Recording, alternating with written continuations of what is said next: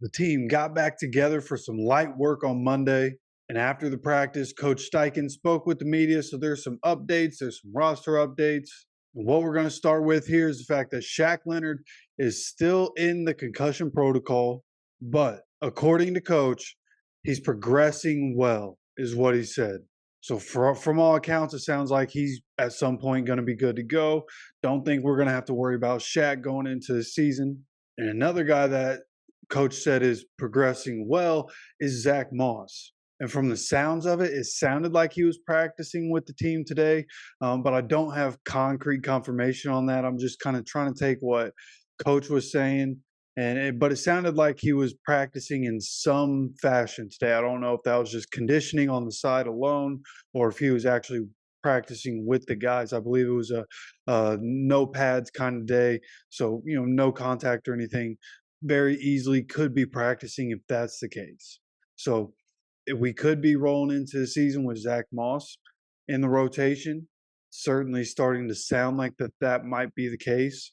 But something that was very interesting that happened yesterday in terms of Colts running backs is the fact that the Colts had James Robinson in the building to work him out.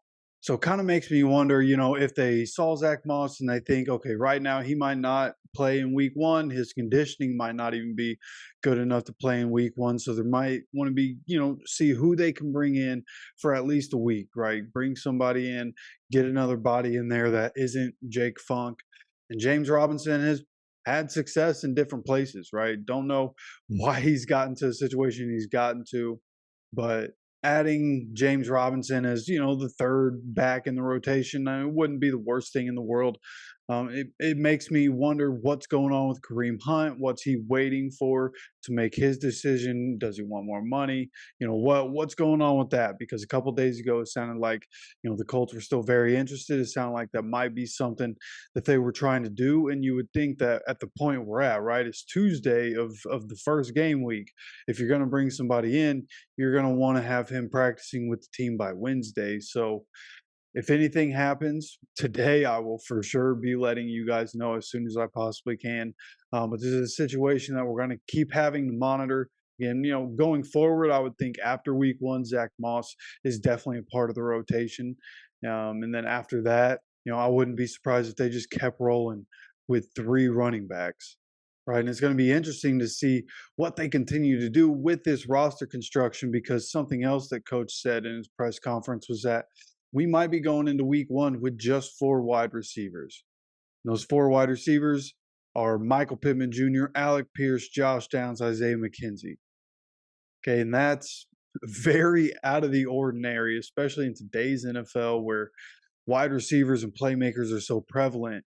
Not having more wide receivers is kind of sketchy, right? But they also have four tight ends, right?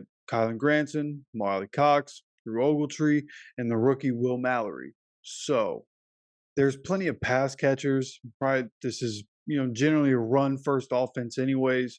So there's probably going to be a lot of two tight end sets. Okay. When it's not two tight ends, it's probably going to be a lot of, the two guys on the outside and then Josh Downs being in the slot position. And that's going to be primarily what we're seeing. Okay. And Shane Steichen's offense and with what Anthony Richardson is used to in his career, it's going to be pretty much all shotgun and in the pistol, but mostly shotgun. I honestly wouldn't be surprised if Anthony Richardson doesn't get under the center a single time outside of a goal line situation. And even in those goal line situations, if you look at what the Eagles did last year, they do just fine at the goal line, running the ball with the quarterback in shotgun. So there's, a good chance he's still running shotgun when he gets close to the end zone. So again, going into this week, there's a really good chance we go into it with the four tight ends and the four wide receivers. Three running backs is definitely possible for this week.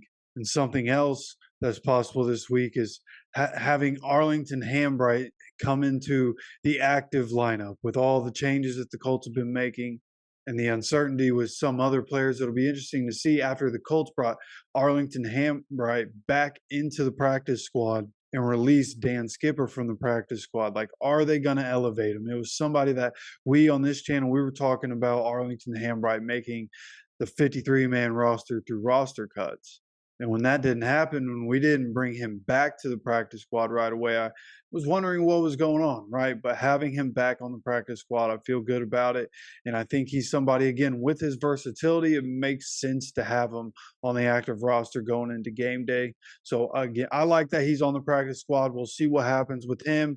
We'll see what happens with the offensive line rotation. This is going to be a big first week. The Jacksonville defense, their strength is that defensive line. So the offensive line is going to be put to the test, and we'll see, just how flimsy that right guard position is going to be, and how everything else is going to shake out. It's going to be a big season for Bernard Raymond, and there's a lot of hype around him, being bigger and stronger. So we're going to be looking at him this upcoming Sunday to see how he does. And as the week goes on, we're going to continue to look more in depth at different matchups and different parts of what we're going to see going into the game against the Jacksonville Jaguars. So make sure you subscribe with notifications on so you're updated on all those videos and any Colts news that happens this week. I'll let you know as soon as possible.